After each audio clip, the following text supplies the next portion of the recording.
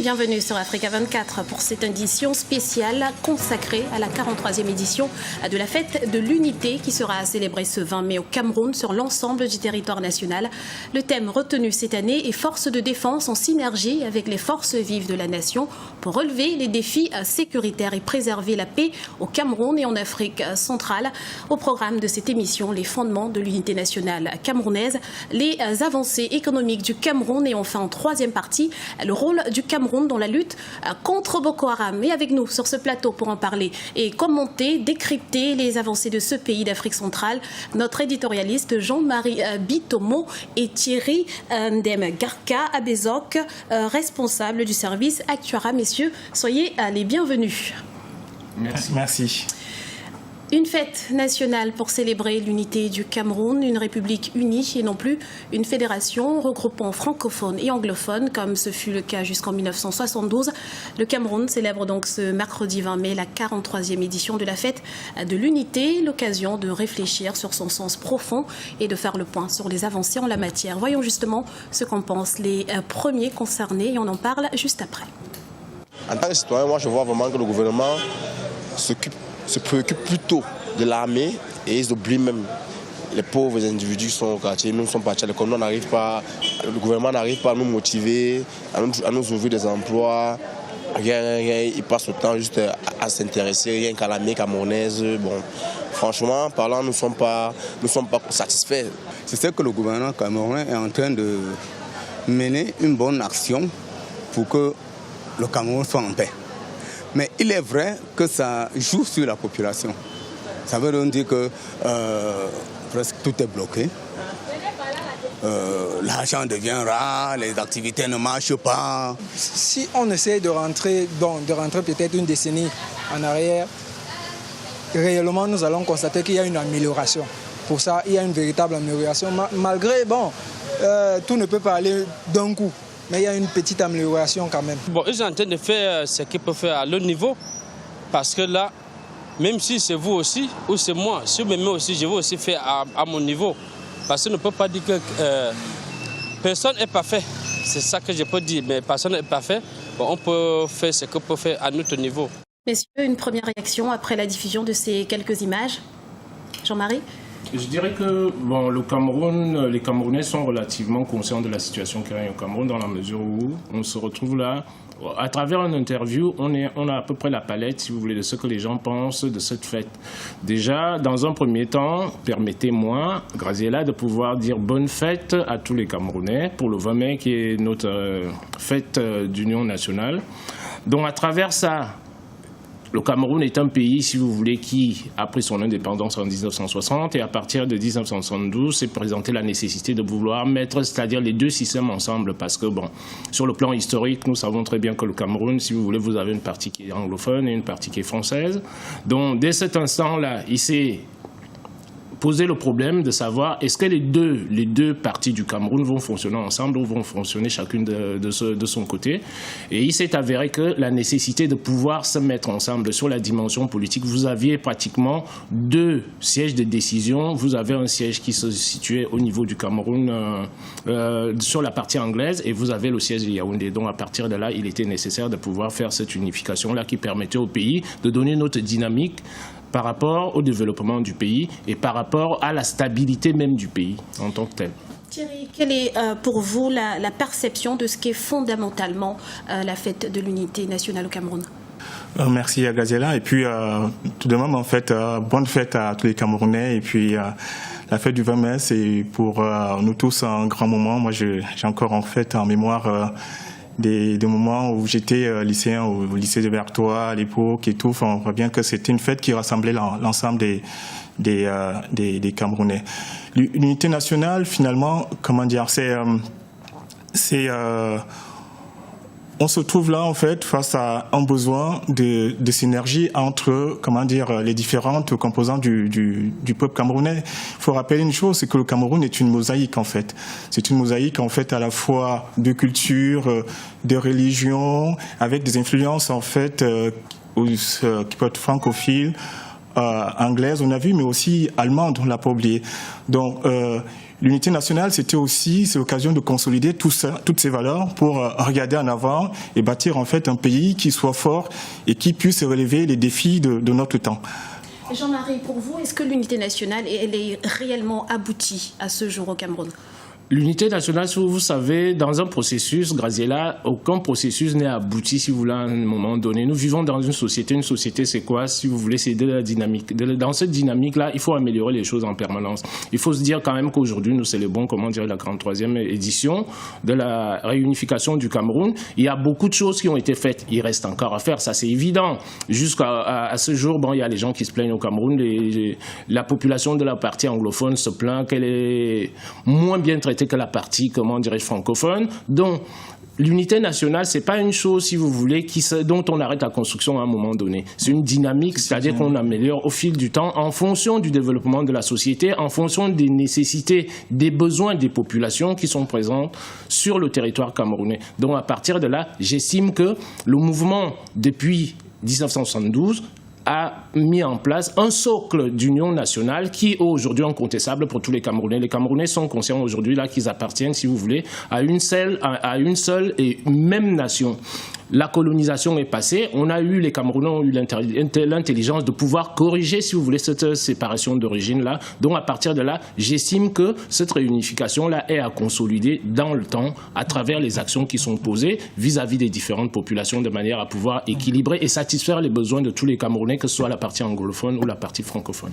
D'autant plus qu'on a l'impression que beaucoup de Camerounais considèrent que cette unité nationale elle est plus finalement institutionnelle. Unité nationale institutionnelle, oui et non. Je pense qu'il y a une véritable unité. Quand on voit les Camerounais en fait soutenir les Lions indomptables tous ensemble, quand on voit les Camerounais en fait se mobiliser derrière, on parlera de ce sujet par la suite, derrière les forces de la nation dans le combat contre Boko Haram, on voit bien qu'il y a une véritable unité nationale. Et là où je suis d'accord avec Jean-Marie, c'est vrai que toute cette unité nationale a besoin en fait d'être consolidée. Et c'est vrai que le pays a connu ces derniers temps un nombre de contraintes assez fortes d'un point de vue économique. En fait, on a passé une crise qui a failli ébranler toutes ces valeurs. Mais au fond, on en ressort quand même grandi et on a appris, à vivre ensemble, à mieux se connaître et surtout à partager un idéal national. Donc, je pense que c'est pas simplement au niveau des institutions, il y a véritablement en fait un sentiment d'appartenance à une seule unique entité. Mais elle doit être consolidée. Donc justement, quelles sont les mesures qui peuvent être prises pour consolider davantage cette unité nationale, Jean-Marie ? Je pense que vous avez déjà pas mal de mesures qui ont été mises en place. Si vous voulez, vous voyez par exemple le système scolaire au Cameroun. Quand vous prenez les gamins qui vont dans le primaire, depuis pratiquement une décennie, il a été décidé au Cameroun, si vous voulez, de renforcer. Vous m'avez posé la question tout à l'heure, Graziella, de savoir est-ce que la consolidation de cette unité nationale-là est déjà arrivée au bout? C'est-à-dire, est-elle parfaite? Non, vous n'avez rien de parfait. Comme j'ai dit tout à l'heure, il convient dans le temps de pouvoir améliorer les processus. Donc ça voudrait dire quoi? Faire comprendre aux petits Camerounais que vous avez des Camerounais qui sont, c'est-à-dire par rapport à la colonisation, Thierry a rajouté tout à l'heure, c'est-à-dire une troisième dimension qui est la dimension allemande. Donc à partir de là, le Cameroun, si vous voulez, a fait un effort énorme. C'est pas quelque chose de facile dans la mesure où vous avez deux types de cultures qui coexistent et qui cohabitent dans un même pays. Donc ça voudrait dire quoi? La dimension psychologique est très très importante dessus. Quand vous allez au Cameroun aujourd'hui, vous apercevez que la manière dont, si je prends par exemple ne serait-ce que la dimension juridique, je ne veux pas parler de la dimension politique ici, la dimension juridique, ne serait-ce qu'au niveau du droit, les anglo-saxons, si vous voulez, quand vous leur parlez de droit, ça sonne différemment par rapport aux francophones. Donc, toutes ces choses-là ont été mises ensemble, en harmonie, pour que chaque Camerounais puisse se sentir au Cameroun chez lui, sans qu'il y ait une discrimination quelconque. Donc le fait que les jeunes Camerounais de leur jeune âge, on leur fasse comprendre que notre nation est biculturelle et triculturelle, même si on reprend, si vous voulez, la tradition, en considérant l'Allemagne là-dessus. Donc de mon point de vue, il me semble que, comme je l'ai déjà dit, la consolidation, si vous voulez, les choses sont à parfaire dans le temps. Graziella, vous ne pouvez pas tout poser, si vous voulez, d'un instant à un autre et dire que tous les problèmes sont résolus. Vous ne pouvez pas résoudre les problèmes d'une société parce que les nécessités, vous avez des mutations qui interviennent dans la société. Ces mutations sont aussi bien des mutations politiques, comme ça peut être des mutations culturelles, comme ça peut être des mutations politiques. Vous me posez la question de savoir sur le plan politique. Sur le plan politique, la politique, c'est autre chose. il vient de souligner ça, on verra ça dans la troisième partie. Il n'y a qu'à voir Boko Haram, si vous voulez, la ferveur que les Camerounais mettent à pouvoir défendre, leur territoire. Et là-dessus, vous avez plus, si vous voulez, de distinction entre l'anglophone et le francophone. Et justement, la jeunesse camerounaise a certainement un grand rôle à jouer dans la consolidation de cette unité, Thierry. Oui, il se trouve que nous appartenons à un pays très jeune, en fait. Le taux d'évolution démographique au Cameroun est un des plus élevés. C'est tant mieux, ça fait donc en fait un vrai potentiel. Donc il faut que nous sachions tirer profit de ce potentiel en faisant de la jeunesse en fait un vrai moteur du développement. Ça veut dire quoi? Ça veut dire en fait que les jeunes, lorsqu'ils sortiront d'école, en fait, qui ne soient plus amenés à aller faire de l'informel parce que finalement, puisqu'ils ne trouvent pas des débouchés en fait, voilà, ils se rabattent dans l'informel et on sait que c'est mal rémunéré et donc ça peut être source de crise. Je pense que c'est aussi un défi en fait. On comprend qu'il y a des difficultés aujourd'hui, mais en même temps, je pense qu'il faudrait s'y pencher vraiment véritablement à cette question. Comment mieux intégrer les jeunes? Comment repenser en fait à l'investissement sur le capital humain en rentrant par la formation? Donc il y a un enjeu majeur par rapport à ça. Voilà. Et Jean-Barry, vous partagez cet avis?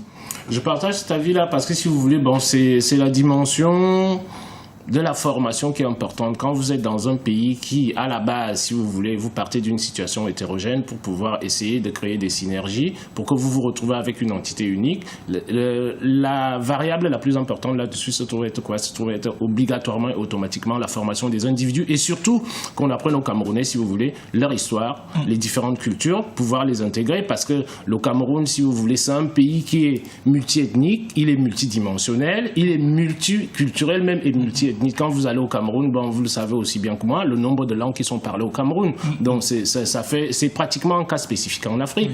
Donc justement, à partir de là, cette diversité culturelle qui est considérée par beaucoup comme un avantage, n'est-elle pas finalement un frein à l'unité nationale? Je ne pense pas que ce soit un frein à l'unité nationale dans la mesure où c'est la richesse, c'est quoi? C'est la diversité que chaque partie du Cameroun peut apporter à l'unité nationale. Donc cette diversité-là, vous ne pouvez pas gommer l'histoire, si vous voulez, de toutes les peuplades du Cameroun dont je parlais tout à l'heure. Vous ne pouvez pas la gommer, cette histoire-là. C'est une histoire centrale qui concerne tous les Camerounais. Donc l'avantage là-dessus, c'est quoi? C'est faire apprendre aux petits Camerounais, si vous voulez, l'histoire des gens du Nord, les gens de l'Ouest, les gens de l'Est, les gens du Centre. Et ça crée une force, tout simplement. Pourquoi? Parce que vous avez des approches qui sont complètement différentes. Et maintenant, la chose la plus importante, c'est de pouvoir créer des synergies, des interrelations entre les différents groupes au Cameroun. C'est une chose qui est déjà relativement, si vous voulez, le Cameroun, on a de la chance, on a relativement bien démarré là-dessus, parce qu'au niveau de l'Union nationale ou de l'unité nationale, comme vous voulez, l'ancien président avait déjà, quand moi je regarde un peu, si vous voulez, quand vous allez au Cameroun, il y avait ce qu'on appelait l'équilibre régional. L'équilibre régional consistait à faire quoi? De ne pas défavoriser une région du Cameroun. Donc je pense que nous devons continuer dans cette dynamique-là, qui est plutôt une dynamique positive pour le Cameroun. Vous partagez cette opinion, Thierry? Pour vous, la diversité culturelle ne peut pas être un frein à l'unité nationale? La diversité culturelle ne peut pas être un frein, ne saurait être un frein, et puis elle n'a jamais été en réalité au Cameroun. Moi, j'ai fait mes classes au Cameroun, mes classes primaires et secondaires, dans des classes où j'étais avec des personnes qui étaient soit originaires de l'Ouest, du Nord ou du Sud. Jamais ça m'a posé un problème. Et on voit en fait, un autre cas assez emblématique, c'est lors des fêtes religieuses. Moi, je prends la fête du Ramadan ou la fête du Mouton. Moi, je suis chrétien. J'ai tout le temps fêté avec mes amis musulmans et inversement en fait voilà, les fêtes de Noël sont fêtées diversement par les Camerounais, qu'ils soient en fait de telle ou telle obédience. En fait, ce n'est pas franchement, c'est pas un frein. Par contre, c'est vrai qu'il faut mettre davantage en fait de moyens pour qu'il y ait plus de synergie, que ce soit plus simplement un élément de conscience, mais que ce soit un élément de réalité. Ça veut dire quoi? Ça veut dire qu'en fait, moi je peux être de l'Est et dire tiens, je vais passer mes vacances à l'extrême nord. Voilà, je peux être de l'Est et puis pareil, je vais à l'Ouest y passer du temps en me sentant aussi bien chez moi, là à l'Ouest, que si j'avais été à Berthois. Donc, il y a un besoin, me semble-t-il, en fait, d'apport, en fait, d'action de l'État pour que cette action soit plus visible et même que ça génère aussi de la valeur économique. Pourquoi pas? Voilà. Sur le plan institutionnel, parlons du bilinguisme, qui n'est toujours pas avéré au Cameroun. Comment l'expliquer? Le bilinguisme n'est pas avéré. Il n'est pas total. Il n'est pas total. Il ne peut pas être total, si vous voulez. Graziella, parce que, bon, si vous voulez, bon, chaque parti, il faut quand même pas oublier, il faut regarder comment dirais-je le trend historique. Ça voudrait dire quoi? Ça voudrait dire que le Cameroun, nous sommes indépendants il y a une cinquantaine, une soixantaine d'années, si on veut pousser. Donc à partir de là, vous ne pouvez pas construire une nation. J'estime que ce qui a déjà été fait, c'est pas mal, si vous voulez, institutionnellement. Parce que quand on regarde une situation, j'ai dit, il faut partir à la base en regardant la complexité du Cameroun et sa diversité culturelle. Ça crée en même temps des freins, si vous voulez. Et ces freins-là, j'estime de mon point de vue que les dirigeants camerounais ont très très bien poser cette équation-là. Cette équation-là, elle ne peut pas satisfaire tout le monde. C'est une évidence. On ne peut pas satisfaire tout le monde. En termes d'unité nationale, le bilinguisme aujourd'hui au Cameroun, il est parfaitement réel de mon point de vue. Je vous ai dit tout à l'heure que moi, j'ai remarqué une chose qui m'a fait plaisir au Cameroun, c'est que dans les programmes scolaires, on institue déjà, si vous voulez, l'apprentissage pour les jeunes de l'histoire, si vous voulez, des deux parties du Cameroun. Les diplômes, si vous voulez, aujourd'hui, les diplômes sont reconnus d'un côté comme de l'autre. Bien que c'est vrai que la partie anglophone, ils se disent, comme ils sont minoritaires, ils sont désavantagés par rapport au reste du Cameroun. Effectivement, il faudrait peut-être, bon, on a célébré le cinquantenaire ici, là, j'étais sur le plateau par rapport à ça, le président de la République, Monsieur Biya a insisté sur la dynamique, si vous voulez, de pouvoir intégrer. C'était d'ailleurs la première fois, si vous voulez, que le président de la République, notre président, prononçait un discours en anglais. Donc ça voudrait dire quoi? Ça voudrait dire qu'il y a la promotion, si vous voulez, de ce bilinguisme-là au Cameroun. Mais cette promotion-là, effectivement, il serait souhaitable qu'elle soit accélérée. Et vous savez, vous avez une deuxième dimension, Graziella. Nous rentrons dans le cadre de la mondialisation. Au Cameroun, nous avons cette chance-là de pouvoir maîtriser ces deux langues-là. Donc maintenant, il faut que les institutions qui sont en place puissent mettre en place des stratégies et des dynamiques qui permettent aux petits Camerounais d'être parfaitement bilingues à ce niveau-là. Et je pense qu'on est sur la bonne voie là-dessus, dans la mesure où on s'aperçoit aujourd'hui que dès l'école primaire, on sait intégrer ça aux enfants. Et surtout la dimension historique, c'est ça qui est important, parce que la dimension historique, on apprend aux gamins de pouvoir maîtriser cette dimension historique-là des choses et la diversité culturelle en même temps. Donc comme le disait Thierry là tout à l'heure, ça voudrait dire quoi? Ça voudrait dire qu'au Cameroun, c'est-à-dire quand on parle de la dimension institutionnelle, c'est beaucoup plus pour moi le politique, parce que vous savez, les gens se battent au niveau de la politique. Mais sinon, les populations camerounaises ont toujours eu une tradition d'accueil. Que vous ayez un Camerounais qui sorte de l'Est, qu'il aille au nord du Cameroun, il sera reçu dès l'instant qu'il dit qu'il est Camerounais. Et d'ailleurs, indépendamment même de nos paramètres internes, les Camerounais reçoivent tout le monde, les Tchadiens, les Centrafricains, c'est-à-dire depuis des décennies, depuis que moi je suis gamin au Cameroun. C'est-à-dire, bon, ce sont des gens qu'on voit circuler au Cameroun, si vous voulez, de manière libre, sans aucune contrainte. Et maintenant, la dimension politique vient un peu gâcher les choses là-dessus, de mon point de vue, Graziella, parce qu'on est beaucoup plus dans les luttes intestines politiciennes. Alors, sur le plan géographique, Thierry, on remarque quand même quelques clivages. Il y a des régions comme le nord-ouest, la ville de Bamenda, par exemple, qui est encore essentiellement constituée d'anglophones, ou Boya. Donc, il y a quand même des Camerounais qui éprouvent des réticences, peut-être, à occuper l'ensemble du territoire également. Après, je pense qu'on vit dans un territoire, par rapport à sa propre histoire. Les gens de Bamenda, ils sont à Bamenda parce qu'ils sont nés là, ils ont grandi là, et puis ils ont fait leurs études, et l'histoire veut que ces personnes soient là. Mais c'est pas des gens qui éprouvent une réticence, me semble-t-il, en fait, à aller dans d'autres régions du Cameroun. Et je parle du melting pot. Il n'est pas total sur l'ensemble du territoire. C'est-à-dire qu'on a des zones qui restent encore essentiellement. C'est vrai. Et là, je pense que c'est pas lié, en fait, aux personnes qui ne veulent pas, mais c'est peut-être aussi lié au développement, au processus de développement lui-même qui est en cours. Je pense que si demain, il y a des opportunités ou même des moyens qui permettent aux gens d'aller d'un endroit à un autre plus facilement, on verra beaucoup plus dans des pays comme le Canada, on verra les gens aller d'un côté de l'autre en fait du pays sans se poser de questions par rapport à leurs origines. Moi, c'est ma vision, hein. Même si on reste quand même attaché à son terroir d'origine, je pense qu'il n'y a pas encore en fait un catalyseur en fait qui fasse en sorte que les populations se déplacent en fait massivement d'un endroit vers un autre sans savoir à se préoccuper de comment est-ce qu'ils vont arriver, comment ils vont vivre à cet endroit-là, comment seront les gens à cet endroit. Donc, je pense qu'il y a d'abord un catalyseur, me semble-t-il, économique, mais je ne pense pas qu'il y ait un frein réel en fait du point de vue en fait la pensée des gens. Et vous partagez ce sentiment, Jean-Marie, vous êtes d'accord? Oui, je partage ce sentiment-là, Graziella, tout simplement. Pourquoi? Parce qu'il y a un paramètre, une variable, si vous voulez, qui freine, c'est-à-dire le melting pot dont vous parlez là. Tout simplement pourquoi? Parce que le francophone, si vous voulez, vous avez ce qu'on appelle, j'ai parlé tout à l'heure de la dimension culturelle, et vous avez cette distance-là. C'est-à-dire pour que les gens aillent vivre à Bamenda, quand vous allez vivre quelque part, il faut que vous maîtrisiez la langue plus ou moins que vous entendez en termes d'échange, puisque le premier... Elle est censée être bilingue. Exactement. Elle est censée être bilingue, je suis d'accord. Mais là, j'ai l'impression que dans le temps, les francophones, c'est-à-dire, ont toujours eu cette distance culturelle, c'est-à-dire linguistique par rapport aux anglophones. Donc, ils ont du mal à se déplacer, si vous voulez, pour aller s'installer dans des coins comme Bamenda, tout simplement. Pourquoi? Parce qu'ils ne maîtrisent pas la langue. Donc, ce n'est pas quelque chose qui est institutionnel. C'est une barrière, comme moi je dirais, de linguistique. Je dirais même pas culturelle, non plus historique, parce que tout à l'heure, je viens d'exposer la dimension de toutes les populations du Cameroun, dans tous les coins du Cameroun pratiquement. Bon, au niveau de l'accueil, dès l'instant que vous arrivez quelque part. Donc, je pense que le melting pot, bon, il va venir avec le temps. Il viendra avec le temps. Je suis quand même positif là-dessus. Il se fait tout seul. Et l'histoire fait en sorte que, par rapport aux réalisations que nous voyons sur place, les choses, de mon point de vue, vont dans le bon sens, dans la mesure où la frange la plus importante, qui est la jeunesse, on essaie, comment dirais-je, de l'inculquer dans sa dimension historique et culturelle passée, pour qu'elle puisse bien assurer, si vous voulez, le présent et l'avenir du Cameroun.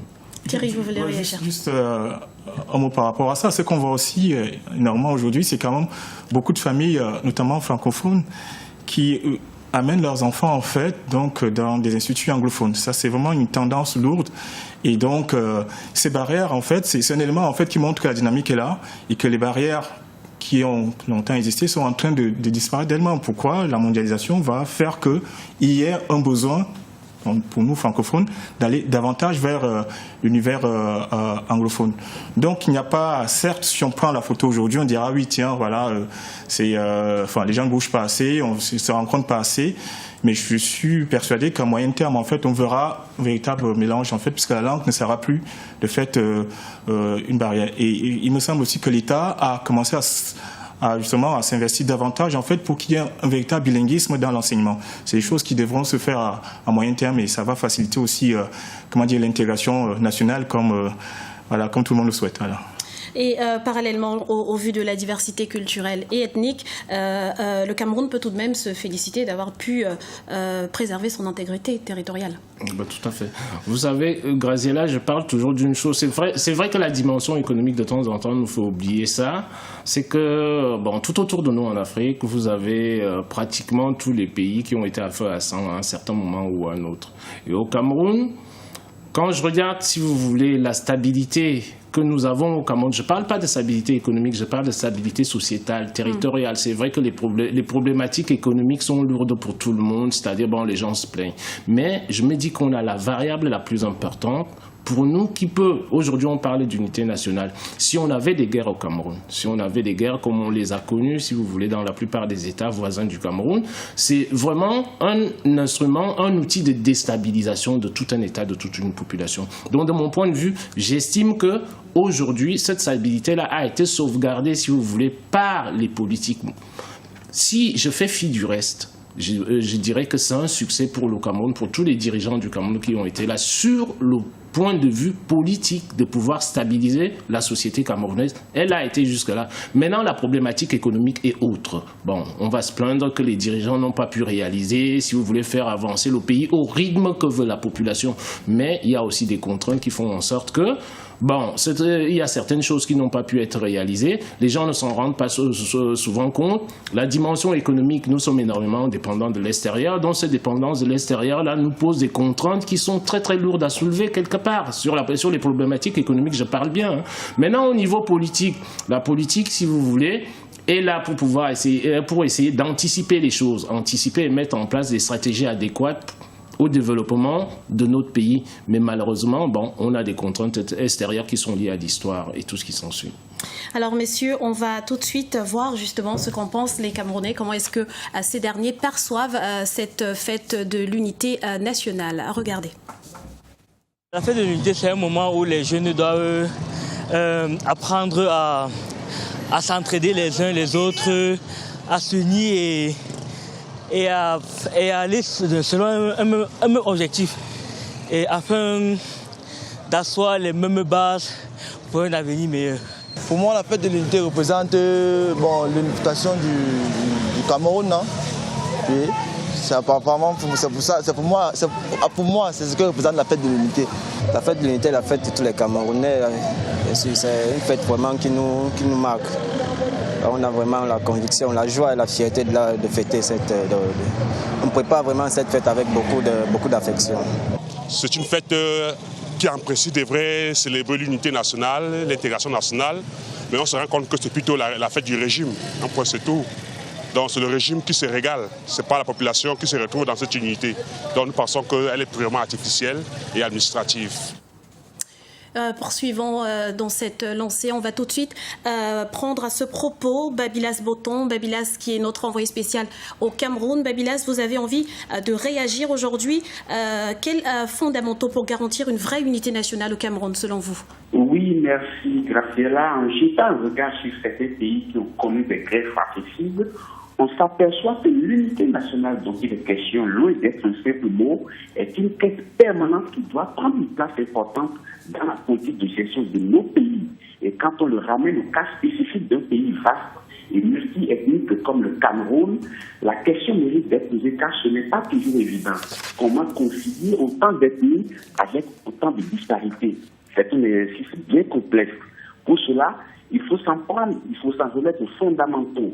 S'appelle fondamentaux la redistribution juste et équitable des richesses entre les entités régionales et ethniques, mais aussi le développement équitable de toutes les localités de la nation. Aucun groupe ethnique, aucune tribu, quel que soit, ne devrait, de par son attitude, laisser aux autres l'impression qu'il est privilégié. Est-ce que toutes les ethnies camerounaises vivent en parfaite symbiose? Est-ce que le Cameroun réussit-il l'unité entre ses fils?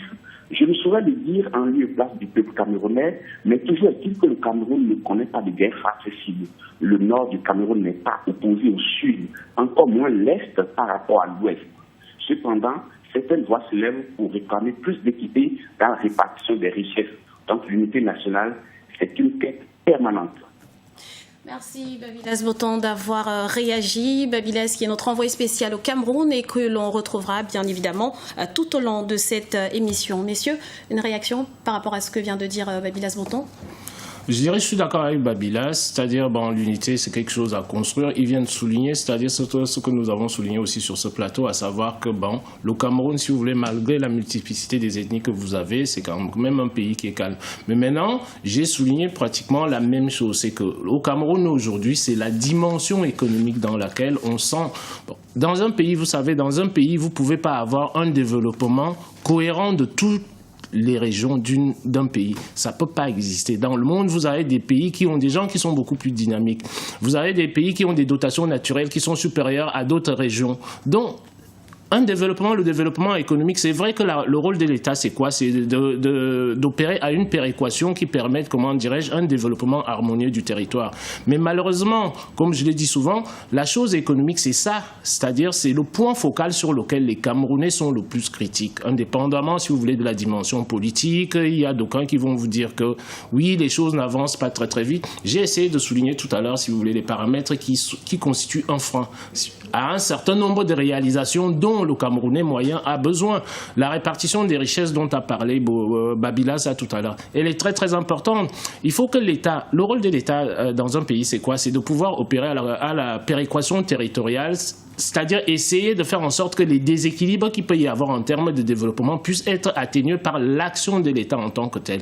Donc pouvoir privilégier un groupe dans un pays, ça voudrait dire quoi? Ça voudrait dire qu'on sème, comment dirais-je, les graines du désordre dans ce pays-là, que ce soit sur le plan économique, que ce soit sur le plan politique. Tout simplement pourquoi? Parce qu'à terme, on finira par opposer les individus par rapport aux autres. La dimension économique est très très importante dans la répartition des richesses d'un pays comme le Cameroun. Tout simplement pourquoi nous, non seulement on est multiples, donc ce qui fait que chacun, ce qui était, vous m'avez posé la question là tout à l'heure, Graziella, je reviendrai dessus, ce qui pouvait être perçu comme étant un frein, à savoir cette diversité-là. En fait, cette diversité-là est une richesse. Cette richesse-là, il faut savoir l'exploiter maintenant en mettant des synergies qui fassent en sorte que vous n'ayez pas une région qui se sente totalement défavorisée par rapport à une autre région du Cameroun, mais les différences naturelles, elles existent. Il faut que nous apprenions à accepter ces différences naturelles-là. Ces différences naturelles-là vont compter sur, j'ai dit tout à l'heure, les dotations naturelles qui vont être quoi? L'intelligence des gens dans une région du Cameroun par rapport à une autre, les richesses naturelles qu'ils peuvent avoir pour pouvoir les exploiter, les connexions, on parlait de la mondialisation là, que vous aurez par exemple une partie du Cameroun qui sera beaucoup plus connectée à l'extérieur, au monde extérieur par rapport à une autre région au Cameroun. Donc on ne peut pas totalement effacer, si vous voulez, ces différences naturelles-là à la base. Si nous les effaçons, ça voudrait dire quoi? Ça voudrait dire que quelque part, nous renions les choses et on risque d'aller vers l'échec. C'est-à-dire pouvoir pointer une partie ou une région du Cameroun, dire que celle-ci est défavorisée par rapport à telle ou telle ou telle. Mais avant de poser ces critiques-là, il convient de se poser la question suivante. Toute chose égale par ailleurs, qu'est-ce qui serait parvenu, si vous voulez, entre les deux régions? Donc, la différence de dotation, qui peuvent être des dotations naturelles, des dotations factorielles, de tout type, jouent dans ces différences-là. Nous ne pouvons pas les gommer, c'est la nature qui nous pose ainsi. Alors Thierry, il y a une inégalité dans la répartition des richesses, mais comment faire en sorte que l'exploitation des ressources profite à tous les Camerounais? D'abord, moi, je ne suis pas un fervent défendeur de l'égalité, mais je suis un fervent défendeur de l'équité. C'est-à-dire qu'en fait, pour rejoindre en fait le point de vue de Jean-Marie, il s'agit d'être équitable. C'est-à-dire qu'en fait, il faut considérer ainsi l'ensemble des contraintes pour pouvoir juger en fait d'égalité ou pas, quoi. Voilà. Premier point. Deuxième point, je pense que comment arriver à ce que, finalement, il y ait une meilleure équité. Moi, je vois que le gouvernement actuel a mis en place une politique de décentralisation en donnant plus de pouvoir aux collectivités territoriales. Qu'est-ce qui va se passer par rapport à cette action? On verra les gens dans les régions prendre en main la véritable gouvernance, en fait, finalement, des problématiques économiques et sociales, en fait, de la région. Mais bon, c'est de la genèse, hein. Les gens, il faut déjà qu'ils se rendent compte qu'il y a cet instrument qui a été mis en place, mais ensuite qu'ils apprennent à le piloter sur le temps. Donc, pour moi, c'est des écarts, en fait, qui vont se gommer. Mais pour autant que cette politique de décentralisation, qui à mon sens est une bonne chose en fait, aille le plus loin possible. Voilà, pour moi c'est un premier outil. Ensuite, il faudra que les gens soient formés. Et voilà, Vous êtes d'accord avec ça, Jean-Marie? La politique de décentralisation peut renforcer l'unité nationale? La politique de décentralisation, j'ai une position assez mitigée là-dessus en ce qui me concerne, Graziella, parce que je pars de l'hypothèse que nous sommes des pays, si vous voulez, qui sont en émergence, en croissance, en développement, si vous voulez, vous pouvez utiliser tous les termes que vous voulez. Moi, je pars toujours du principe suivant, c'est que dans les phases dans lesquelles nous sommes, dans les phases de développement, il faut que le rôle de l'État central soit essentiel. Sinon, qu'est-ce qui va se passer? Même si... Disons, je parlais de péréquation territoriale aujourd'hui. Si on a loué les mêmes fonds, si vous voulez, à telle ou telle ou telle ou telle ou telle région, à supposer que ces allocations-là, leur utilisation va se faire de quelle manière pour pouvoir aboutir à ce renforcement de l'équilibre-là. Donc à partir de là, j'estime qu'on est dans une dynamique qui est une dynamique assez mitigé, parce que la décentralisation, ça voudrait dire quoi? Ça voudrait dire qu'on laisse le privé, même si ce sont des collectivités locales. Mais l'État doit d'abord garder le chemin directeur et d'abord tracer ce qu'il faut pour équilibrer le Cameroun dans un premier temps. Et dans un second temps, on laisse l'initiative au privé, mais l'État devrait encore garder la main sur les stratégies de croissance à mettre en place. Alors, pour entrer dans le vif du sujet, retrouvons tout de suite Paul de Singwe, notre envoyé spécial dans la capitale camerounaise. Paul, vous êtes sur place. Comment se prépare cette 43e édition de la fête nationale au Cameroun? Yaoundé, la capitale, s'apprête à accueillir la 43e édition de la fête nationale ici au Cameroun. La journée du lundi 18 mai a été marquée par la grande répétition générale en présence des membres du gouvernement et du directeur du cabinet civil à la présidence de la République. Ici à Yaoundé, à l'image de tout le pays d'ailleurs, l'heure est au dernier réglage avant la fête du 20 mai. L'on peut apercevoir ici et là des affiches, des drapeaux du Cameroun qui rappellent sans cesse la grande célébration de l'unité nationale du pays. Après les répétitions générales, place aux médias depuis ce matin, tous sont en repérage ici au boulevard du 20 mai. lieu de la cérémonie. La FIAC TV, la télévision nationale, a d'ores et déjà installé son cas régie ici sur le boulevard pour la retransmission en direct de cette 43e célébration. Il faut peut-être rappeler que le Tchad fait partie des pays à l'honneur cette année. Les militaires venus du Tchad se préparent eux aussi à prendre part à cette célébration. Il s'agit de 196 éléments du détachement spécial des forces armées tchadiennes. Merci Paul de Singwe pour toutes ces précisions. Monsieur, avez-vous déjà participé à une fête de l'unité au Cameroun? Si oui, comment ça s'est déroulé? Qu'est-ce qu'on peut attendre de cette 43e édition? Jean-Marie? Bon, la 43e édition, bon, moi, ce que je peux attendre là-dessus, c'est le renforcement de la cohésion nationale en tant que telle. Bon, j'ai eu l'occasion d'y participer, mais j'étais encore très, très jeune, donc c'est parti. Mais ce sont toujours des événements qui donnent l'occasion aux Camerounais de pouvoir exprimer, c'est-à-dire leur désir constant de rester, comment dirais-je, un pays uni. L'unification du pays, l'unité nationale, c'est quelque chose de fondamental. Donc, je sais que les Camerounais en sont largement conscients et c'est ça qui me rend positif. Si vous voulez, dans cette vision sociétale-là, je suis plus dans la dimension, si vous voulez, politique ou économique, on va se demander qui. Mais quand on prend globalement la société camerounaise, je pense que les avancées, au fur et à mesure que nous avançons dans le temps, les choses s'améliorent progressivement. C'est vrai qu'on a toujours, bon, il y a comme verront le verre à moitié puis vide et d'autres à moitié plein. Donc, à partir de là, c'est pas une situation qui est simple. Dans un État, vous pouvez pas mettre tout le monde d'accord. Dans la mesure où la dimension économique vient s'y ajouter, dès l'instant que vous avez un Camerounais qui regarde la dimension économique, qui est incapable, comment on dirait, de se soigner, de mettre son enfant à l'école et tout ce qui s'ensuit, ces difficultés-là ne viennent que empirer les choses. Mais quand il s'agit de célébrer c'est quoi le pays, tous les Camerounais se lèvent là-dessus sans distinction, si vous voulez, d'ethnie ou quoi que ce soit. Et vous, Thierry, qu'attendez-vous de cette 43e édition? D'abord, oui, comme Jean-Marie, j'ai participé à cette fête, jusqu'à ce que je parte du Cameroun pour la France, donc du primaire au secondaire, voilà. Pour moi, déjà, il faut que ce soit une fête. Que ce soit une fête. Le Cameroun a connu plein de périls en fait au cours des derniers mois, des attaques ici et là dans le nord. Il faut que ce soit un moment où le peuple finalement puisse jouir du fait qu'ils appartiennent à un grand pays, un pays de patriotes. Voilà. Après, ce qu'on attend de cette fête, il faut que ce soit un rappel de la nécessité d'une forte intégration nationale pour justement continuer le processus de développement en fait du Cameroun auquel on est tous très, très attachés. Voilà ce que je peux dire en quelques mots.